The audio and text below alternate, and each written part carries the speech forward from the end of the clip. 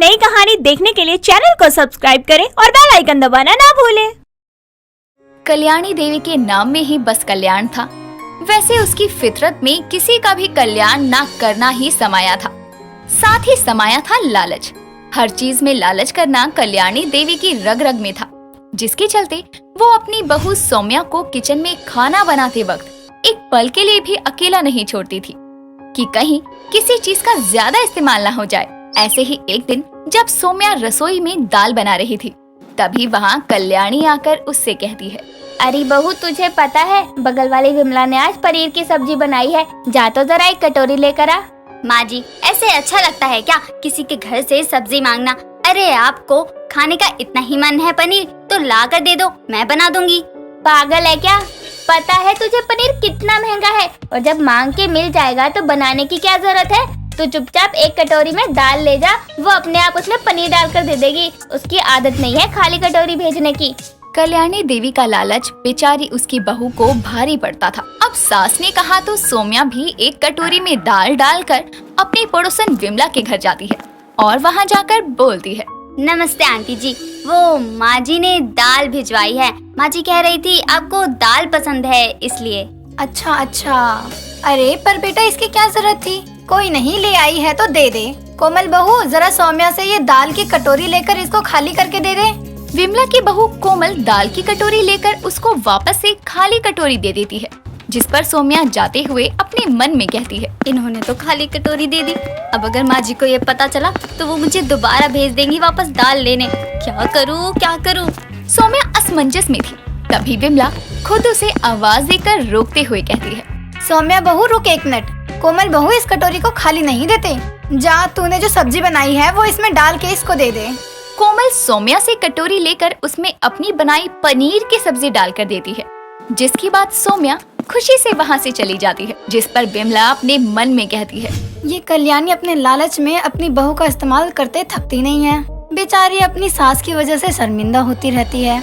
सौम्या सब्जी लेकर घर आती है और उसके आते ही कल्याणी उसे सब्जी की कटोरी छीन के खाने की टेबल पर बैठ जाती है और बोलती है, बहू जा और अब जल्दी से मेरे लिए गर्मा गर्म रोटी बना ला।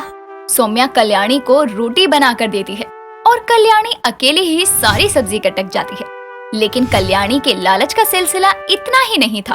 उसकी रसोई में लगभग सारा राशन खत्म था, जिसके चलते एक शाम सौम्या उसे कहती है, माँ जी, रसोई में सारा राशन खत्म है, राशन भरवा दो। क्या राशन खत्म है? मेरी रसोई में ऐसे कैसे राशन खत्म हो गया? दिखा जरा। कल्याणी रसोई में रखे सारे दाल के डब्बे खोल खोल कर देखती है और उनमें से निकली थोड़ी थोड़ी बहुत दाल के दानों को मिलाकर मिक्स करके धोती है। एक कुकर में डालकर उसमें बहुत सारा पानी डालकर दाल चढ़ाती है और कुछ देर में दाल बन जाने पर वो अपनी बहू से कहती है, बहू देख, तू बोल रही थी कि राशन खत्म है, लेकिन यहाँ मैंने रात तक के लिए दाल बना दी, तो आज तो राशन खत्म होने से रहा और कल के लिए हमें कुछ करना पड़ेगा। चल एक कटोरी लेकर आ, बड़ी वाली कटोरी लेकर आइयो। कल्याणी के कहने पर सौम्या बड़ी वाली कटोरी लेकर आती है, जिसके बाद कल्याणी उससे कहती है, बहू जा पड़ोस के 2-4 घरों से अलग अलग दालें मांग ला, बोलियो हमारे घर खत्म हो गई, हम कल ले आएंगे। माँ जी, मुझे ऐसे मांगना अच्छा नहीं लगता। सुमित जी ने पैसे तो भिजवाए थे ना, आप उससे राशन भरवा लो ना। तू चुप कर, मेरा बेटा घर से दूर रहकर पैसे कमा रहा है तो क्या ऐसे ही उड़ा दूं? बचत नाम की भी कोई चीज होती है, और पैसे क्या राशन में बर्बाद करने के लिए होते हैं? जितना बोला है ना तुझसे उतना कर। बेचारी सौम्या सबके घरों में दालें मांगने जाती है। उसको ये काम करते हुए बड़ी शर्मिंदगी महसूस होती है, लेकिन अपनी लालची सास की रसोई को भरने के लिए उसे ये करना पड़ता है। कुछ देर में जब सौम्या सबसे दालें मांग कर लाती है, तो कल्याणी उन सबको अलग अलग डब्बों में डालकर एक अलमारी में रखकर उस पर ताला लगाते हुए कहती है, बहू तेरे हाथों में तो खर्चा ही बहुत है, अब से तुझे कुछ बनाना होगा तो तू मेरे पास आएगी, मैं तुझे नाप तोल के निकाल के दिया करूंगी दालें, उतनी ही दाल बनाएगी तू। ठीक है माँ जी, ये मेरी सास का लालच ना कभी खत्म नहीं होगा। दूसरों के घर से मांगी हुई दालें भी ताले में रखती हैं। अब अगर सौम्या का कुछ भी खाने का मन करता तो उसको कल्याणी से इजाजत लेनी पड़ती, और कल्याणी उसको इजाजत तो देती ही नहीं थी। ऐसे ही एक शाम किसी काम से वापस घर आ रही सौम्या को अचानक चक्कर आता है। तभी पड़ोसन विमला उसे संभालते हुए कहती है, अरे बहू तो ठीक तो है? क्या हुआ तुझे, इतने चक्कर क्यों आ रहे हैं? आंटी वो शायद कुछ ना खाने की वजह से। कोई नहीं, मैं ठीक हूँ। तू कहाँ ठीक है? चल मेरे घर आजा। विमला सौम्या को अपने घर ले जाती है और ये सब कल्याणी अपनी छत की बालकनी से देख रही थी, जिस पर वो बोलती है, हो ना हो ये विमला मेरी बहू को कुछ खाने पीने को तो जरूर ही देगी। वैसे तो मेरी रसोई में भी पीने के लिए बहुत कुछ है, लेकिन वहाँ का सामान क्यों खर्च करूँ।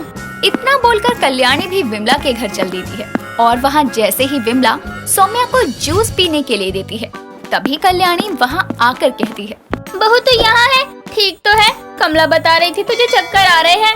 हाँ कल्याणी बहन, इसको चक्कर आ रहे हैं, इसलिए मैंने ये जूस इसको दे दिया। ले सौम्या बहू पी ले।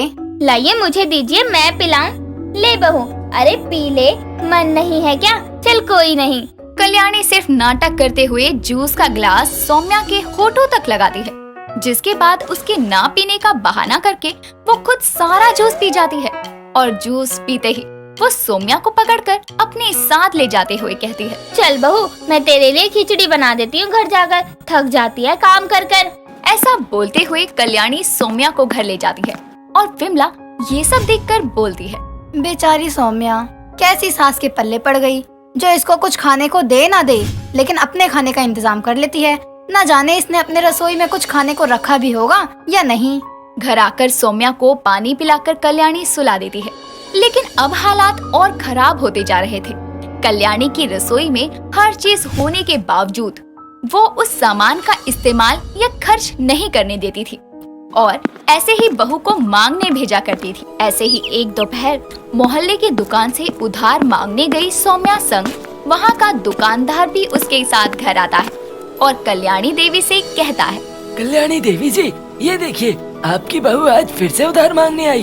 अरे कहती है मेरे घर की रसोई के सारे डब्बे खाली पड़े हैं, कृपया करके कुछ उधार दे दीजिए। ये क्या कह रहे हैं आप? मेरी रसोई 12 महीने खाली नहीं रहती, चाहे तो देख लीजिए।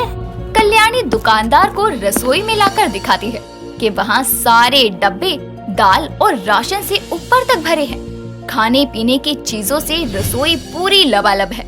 ये देखकर दुकानदार बोलता है, तो फिर आपकी बहू ने ऐसा क्यों कहा कि घर में कुछ खाने को नहीं है?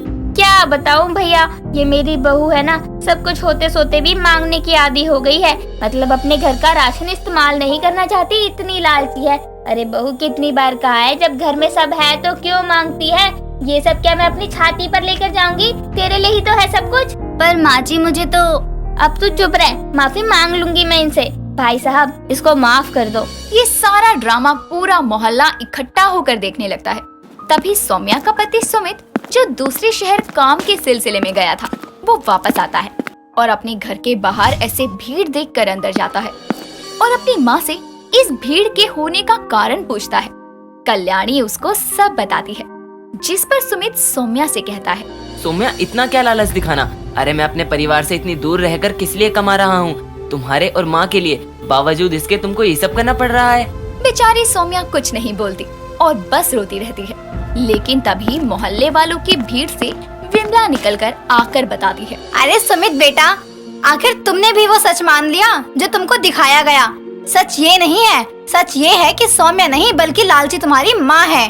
इस बेचारी को खाने के लिए तरसा देती है, लोगों से मांगने के लिए मजबूर कर देती है, जबकि तुम्हारी माँ खुद के घर में सब होते हुए भी सारी चीजें ताले में बंद करके रखती है। विमला सारा सच सुमित को बताती है, जिस पर कल्याणी की आंखें सुमित के आगे शर्म से झुक जाती है और वो बोलती है, बेटा वो तो मैं बस बचत के लिए करती थी। माँ, आज आपने हद कर दी। अपने लालच में आपने सौम्या का पूरे मोहल्ले के आगे तमाशा बना कर रख दिया। अब मैं अपनी बीवी को अपने साथ ले जाऊंगा, नहीं छोड़ूंगा आपके पास। नहीं बेटा, माफ कर दे मुझे, प्लीज मुझे माफ कर दे। अब से मैं कोई लालच नहीं करूंगी। कल्याणी बहुत माफी मांगती है। तब जाकर सुमित और सौम्या कल्याणी को माफ करती है, जिसके बाद कल्याणी मोहल्ले वालों से जितना भी सामान लिया था वो सब वापस करती है, दुकानों का उधार चुकाती है, साथ ही अपने घर की रसोई में कभी किसी चीज की कमी नहीं होने देती। सुबह के वक्त विनीता और अनु बातें करते हुए मिल बांटकर सारा काम खत्म करती है और विनीता सबके लिए चाय लेकर आती है, जिसके बाद सभी चाय की चुस्कियों के साथ सुबह की शुरुआत करते हैं और राधा को अनु की तरफ लगातार देखता देखकर अनु की भाभी विनीता बोलती है, माँ जी क्या हुआ? आप मेरी ननद को ऐसे क्यों देख रही हैं? कुछ नहीं बहू, देख रही हूँ कि अनु कितनी बड़ी हो गई है। कुछ दिन में इसके हाथों में मेहंदी लगेगी और ये हमेशा के लिए पराई हो जाएगी। माँ जी, अनु के लिए कोई रिश्ता आया है क्या? हाँ, बड़ा ही अच्छा रिश्ता आया है। कल वो हमारी अनु को देखने आ रहे हैं। अपनी शादी की बात सुनकर अनु शर्माते हुए कमरे में चली जाती है और अगले दिन विनीता लड़के वालों के आने के लिए सफाई से लेकर नाश्ते पानी तक का सारा इंतजाम करती है। तभी रुक्मणी अपने बेटे शिव के साथ चलकर अंदर आती है और राधा उनको सोफे पर बैठाते हुए विनीता से बोलती है, बहू जा जल्दी से अनु को लेकर आ। जी माँ जी, अभी लाई। विनीता चेहरे पर मुस्कान लेकर अपनी ननद के कमरे में जाकर उसे बोलती है, हाय, कितनी सुंदर लग रही है मेरी ननद, किसी की बुरी नजर ना लगे। भाभी मैं नर्वस हूँ। मुझे डर लग रहा है कि कहीं मेरे मुंह से कुछ गलत ना निकल जाए, जिस वजह से आपको सबके सामने मेरी वजह से शर्मिंदा होना पड़े। ऐसा कभी नहीं होगा, क्योंकि मेरी प्यारी ननद बहुत संस्कारी है। देखना, तुम्हारे संस्कार और बातें उनको 1 मिनट में तुम्हारी तरफ आकर्षित ना कर दे तो कहना। इतना कहकर विनीता अपनी ननद अनु को लड़के वालों के पास लेकर आती है और रुक्मणी उससे कुछ सवाल पूछती है और अपने सवालों के जवाब सुनकर वो अपने मन में बोलती है, इस जमाने में भी इतने संस्कार, मेरे तो भाग ही खुल गए। अब तो यही मेरे घर की बहू बनेगी। चालबाज रुक्मणी रिश्ते के लिए फौरन हाँ कर देती है, जिसके कुछ दिनों बाद अनु और शिव की शादी हो जाती है। विदाई के वक्त राधा रोती हुई बोलती है, अनु बिटिया, अपनी माँ के दिए संस्कारों को कभी मत भूलना। आज से वो तेरा घर हो गया और अब से रुक्मिणी जी ही तेरी माँ है। भोली अनु अपनी माँ के दिए संस्कारों को थामे हुए आँखों में आंसू लेकर विदा होती है और कुछ ही देर में वो अपने ससुराल आ जाती है, जहाँ रुक्मणी उनका स्वागत करती है। और अगले ही दिन अनु सुबह उठकर नहा धोकर पूजा करती है, जिसके बाद वो अपनी सास के कमरे में चाय लेकर जाती है और बोलती है, माँ जी उठिए, माँ जी, माँ जी, चाय लाई हूँ। बहू सोने देना, मैं चाय नहीं पीती। सास की बात सुनकर अनु चाय का कप लेकर किचन में चली जाती है और खाना बनाने लगती है। वक्त बीतने के साथ सुबह के 10 बज जाते हैं, जिसके बाद उसकी सास रुक्मणी की आँख खुलती है और वो बोलती है, न जाने मेरी ये संस्कारी बहू ऐसा क्या कर रही है कि अब तक चाय नहीं लाई। रुक्मणी गुस्से में लाल पीली होकर किचन में आकर बोलती है, ओ तो यही है तू। माँ जी उठ गई अब? बस बस, बंद कर अपना ये झूठे संस्कारों का दिखावा। माँ जी आप ऐसे क्यों कह रही हैं? मुझसे कोई गलती हो गई क्या? सजना सवरना याद था, खाना भी बन गया, लेकिन अपनी बूढ़ी सास को चाय देना याद नहीं रहा। पर माँ जी मैं तो क्या मैं तो? अगर तू नहीं बना सकती तो हट, मैं खुद बना लेती हूँ। माँ जी मैं आपके कमरे में चाय लेकर आई थी, आपने खुद ही तो बोला कि आप चाय नहीं पीती, फिर मैं क्या करती? और मेरे रहते आपकी चाय बनाएंगी। आप रुकिए, मैं अभी बना कर लाती हूँ। हाय झूठी, मैंने तो कोई आवाज नहीं सुनी, तू आज से ही अपने रंग दिखाने लगी। माँ जी ऐसा क्यों कर रही है? मैंने इन्हें जगाया था, कितना गला फाड़ फाड़ के चिल्ला रही थी कि चाय पी लो, चाय पी लो, उठ जाओ। माँ जी मुझसे गलती हो गई, मैं दोबारा चाय बना कर लाती हूँ, मुझे माफ कर दीजिए। हाँ, मैं भी वही कह रही थी। खैर, कोई एहसान नहीं कर रही तो अपनी गलती मानकर। तेज रुक्मणी अपनी गलती ना मानकर अपनी बहू को 4 बातें सुनाती है और चाय पीते हुए अपने मन में बोलती है, क्या संस्कारी बहू है, मुझे पता था कि गलती मेरी है, फिर भी इसने चुपचाप मेरी सारी बातें सुन ली। वक्त गुजरता है और तेज रुक्मणी हर वक्त अपनी बहू के संस्कारों का फायदा उठाती। कभी अनु घंटों उसके पैर दबाती, कभी बेमतलब उसकी खरी खोटी सुनती, लेकिन अनु अपनी माँ के दिए संस्कारों के कारण चुप रहती। एक रोज उसके घर एक लेटर आता है, जिसको पढ़ के आलोक बोलता है, बहू, अन्नू बहू, जल्दी आ, तेरे लिए खुशखबरी है। अरे क्यों चिल्ला रहे हो, क्या हो गया? और ये लिफाफा कैसा है? बहू ने कोई फॉर्म भरा था, उसी का ज्वाइनिंग लेटर है। पापा जी आपने बुलाया? बहू, तूने जो नौकरी के लिए अर्जी डाली थी वो पूरी हो गई, अब तुझे कल से ज्वाइन करना है। सच्ची? हाँ, अब जल्दी से मिठाई खिला। अनु की खुशी देखकर उसकी सास अपने दिमाग में शतरंज की चाल चलते हुए बोलती है, ठहर जा बहू, अगर तुझे ये नौकरी करके मेरी इज्जत मिट्टी में मिलानी है ना, तो एक पुड़िया जहर दे दे पहले मुझे, या फिर अपने ही हाथों से मेरा गला दबा दे, क्योंकि जीते जी मैं तुझे ये करते देख नहीं सकती। इससे अच्छा मैं मर ही जाऊं। माँ जी आप ऐसा क्यों बोल रही हैं? मैं आपको सास नहीं बल्कि अपनी माँ समझती हूँ। अगर तू मुझे माँ मानती है तो तू इस नौकरी के लिए मना कर दे। बहू घर की शोभा और शान होती है, बाहर की नहीं।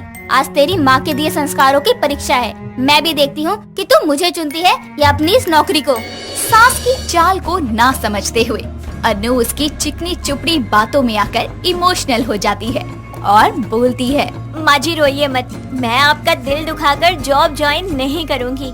मेरी माँ कहती है कि बड़े बुजुर्गों का दिल दुखाकर कभी खुशी नहीं मिलती। इस तरह रुक्मणी अपनी चालाकी भरी शब्दों का इस्तेमाल करके अपनी बहू को सपने चूर चूर करने पर मजबूर कर देती है और बोलती है, हाय मेरी संस्कारों की देवी बहू एकदम अलग पीस है। 4 आंसू की बूंदे क्या गिरी, ये तो भावनाओं में बह गई। और मैं करती भी क्या, अगर ये नौकरी करने लगती तो सारे घर के काम मेरे मत्थे आ जाते और इसके हाव भाव भी तो बदल जाते। इसलिए मुझे ये नाटक करना पड़ा। वक्त गुजरता है और एक दिन विनीता अपनी ननद को फोन करके उससे बातें करती है और विनीता के बहुत जिद करने पर अनु अपनी सास की इजाजत और आशीर्वाद लेकर अपने मायके आती है और कुछ ही घंटों बाद उसकी सास का कॉल आता है और वो बोलती है, क्या कर रही है मेरी प्यारी बहू रानी? बैठी हूँ सासू माँ, आप ठीक तो है ना? अरे वो तेरे जाने के बाद रसोई में मैं चाय बना रही थी। पता नहीं अचानक मेरा पैर कैसे फिसल गया और चोट लग गई। धीरे धीरे कर रही हूँ काम। लगता है ये दर्द तो मेरी जान ही ले लेगा। हाय राम। माँ जी आप चिंता मत करिए, मैं अभी आ रही हूँ, आप आराम करिए। लेकिन बहू, अनु जल्दी से अपना पर्स उठाकर जाने के लिए खड़ी हो जाती है और विनीता बोलती है, अरे अनु, इतना हड़बड़ा क्यों रही हो? भाभी सासू माँ गिर गई हैं, मुझे जाना होगा। अरे ऐसे कैसे? ये रुक्मणी आंटी भी ना अपनी चाल से बाज नहीं आती। अनु के यहाँ कदम पड़ने के साथ ही उनकी बीमारियाँ शुरू हो जाती हैं और ये मेरी भोली ननद इनकी चाल समझ ही नहीं पाती। भाभी मैं चलती हूँ। अनु, मुझे लगता है तुम्हारी सास ये नाटक जानबूझ के कर रही है, सिर्फ तुम्हें बुलाने के लिए। भाभी कुछ भी हो, माँ ने हमेशा मुझे सिखाया है कि सास ससुर माँ बाप के समान होते हैं। मैं माँ जी को ऐसे तकलीफ में नहीं छोड़ सकती, ये तो मेरे संस्कारों की तौहीन होगी। अनु अपनी भाभी की बात को अनसुना करके चली जाती है और वो जैसे ही घर पहुंचती है तो रुक्मणी को ठीक देखकर वो छुपकर बोलती है, माँ जी तो बिल्कुल ठीक है, इसका मतलब भाभी सही कह रही थी। अनु जल्दी से अंदर जाकर अपनी सास से बोलती है, माँ जी आप तो गिर गई थी ना, आपको देखकर लग नहीं रहा कि आपके कमर या पैर में चोट लगी हो। अच्छा बहू, तो अब तुम मुझसे सवाल जवाब करेगी? यही सिखाया है तेरी माँ ने? यही है तेरी माँ के दिए घटिया संस्कार? बस कीजिए माँ जी, आज तक आप मेरे अच्छे व्यवहार और मेरे संस्कारों का फायदा उठाती रही। मैं सिर्फ अपनी माँ के दिए हुए संस्कारों के कारण ही आपकी इज्जत करती थी, क्योंकि कहीं ना कहीं मेरे मन में एक आस थी कि आप बदल जाएंगी, लेकिन नहीं, मैं गलत थी। बहू तो चिल्ला क्यों रही है मुझ पर? मैं तेरी सास हूँ। मैंने आपको माँ समझा था, लेकिन आपने कभी मुझे अपनी बेटी समझा ही नहीं। मेरी भाभी सही कहती थी आपके बारे में। अब मैं यहाँ से हमेशा के लिए जा रही हूँ। अरे मैं भी इंसान हूँ, कोई रोबोट तो नहीं हूँ, और आपको कोई हक नहीं बनता मेरे संस्कारों का फायदा उठाने का। अरे बहू रुक जा, ऐसा मत कर, गलती हो गई, अपनी सास को माफ कर दे। मैं आपको एक ही शर्त पर माफ करूँगी। बोल बहू, मैं क्या करूँ? तो वादा कीजिए, जैसे मैं आपको अपनी माँ मानती हूँ वैसे ही आप भी मुझे अपनी बहू नहीं बल्कि बेटी ही मानेंगी। हाँ बहू, मैं वादा करती हूँ, अगर तू नॉन संस्कारी भी हो गई तो भी मैं तेरी गलती इग्नोर करूँगी, जैसे तू करती थी। अब तेरी सास की बारी है संस्कारी सास बनने की। इतना बोलकर सास बहू की ये जोड़ी गले मिलकर सभी गिले शिकवे दूर करती है और तेज तर्रार दिमाग वाली सास एक समझदार सास में बदल जाती है। जॉनी और रामलाल टीवी पर फिल्म देख रहे थे। फिल्म के मजे लेते हुए वो बहुत ही हंस रहे थे। ये सब देखकर जॉनी की माँ जलेबी उन दोनों को बोलती है, दोनों बाप बेटे बस बैठे बैठे खाट तोड़ते रहो। खसी के ठहाकों की आवाज दीवारों को चीरकर पड़ोसियों के घरों में जा रही होगी। अभी आती ही होगी आपकी फेवरेट पड़ोसन। अरे जलेबी बाई जी, आप क्यों अपना मुंह सड़ा रही हैं? मेरे फेवरेट एक्टर जॉनी लीवर की फिल्म आ रही है टीवी पर, आप भी आ जाओ, देख लो। आज का वीकेंड तो बहुत ही मजेदार साबित हुआ मेरे लिए। अरे ना जी ना, मुझे कहाँ फुर्सत है फिल्म विल्म देखने के लिए। आप दोनों ही मजे लो जिंदगी के।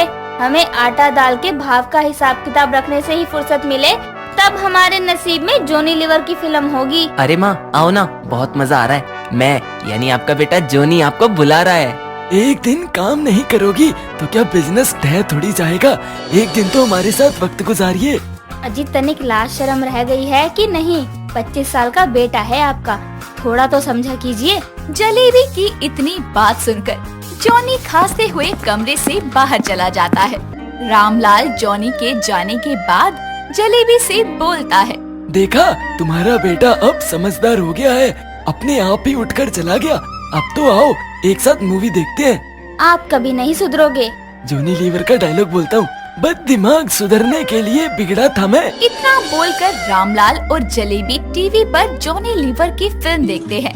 इधर जॉनी अपनी गर्लफ्रेंड नीता से मिलने जाता है। जॉनी उसे कॉल करके पूल के पास आने को कहता है।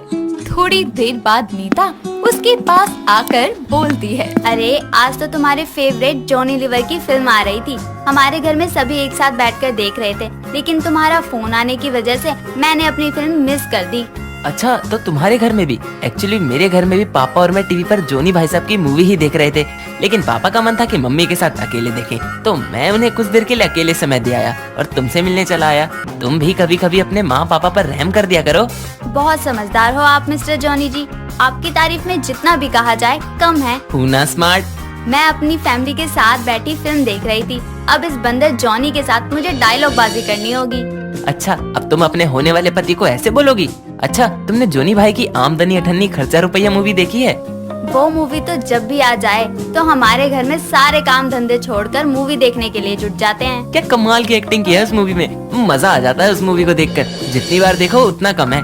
मैं उनकी कॉमेडी वीडियोस यूट्यूब पर देखती हूँ। मेरा तो हंसते हंसते पेट ही दर्द हो जाता है, लेकिन हंसी फिर भी नहीं रुकती।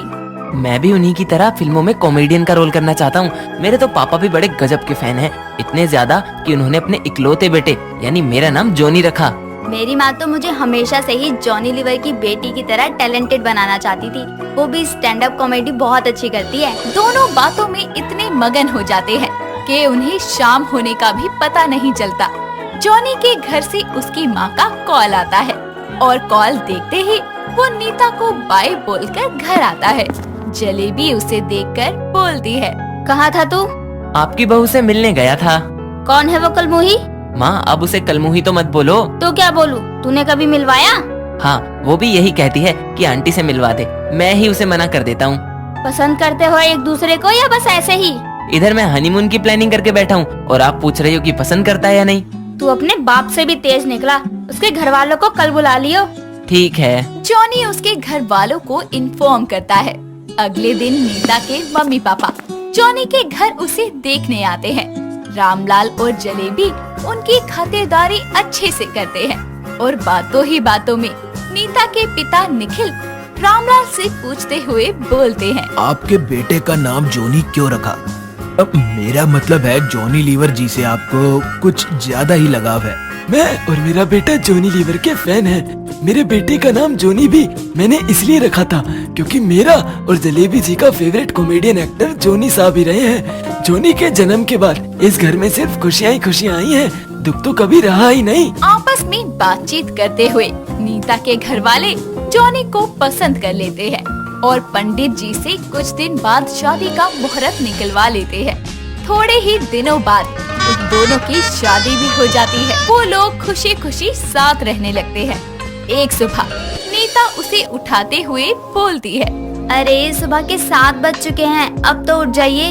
मुझे सोने दो यार। अरे जॉनी जी ऑफिस नहीं जाना क्या? नीता उसे जगाती है और थोड़ी देर बाद वो तैयार होकर ऑफिस के लिए निकल जाता है। बॉस को सवेरे की गुड मॉर्निंग विश करने के बाद वो अपनी कामों में लग जाता है। लंच के बाद दोपहर में ऑफिस की लाइट चली जाती है और इत्तेफाक से इन्वर्टर भी खराब होता है। ऑफिस के सभी एम्प्लॉयज साथ में बैठकर गप्पे मार रहे होते हैं। तभी जॉनी उन्हें शायराना अंदाज में बोलता है, अर्ज क्या है?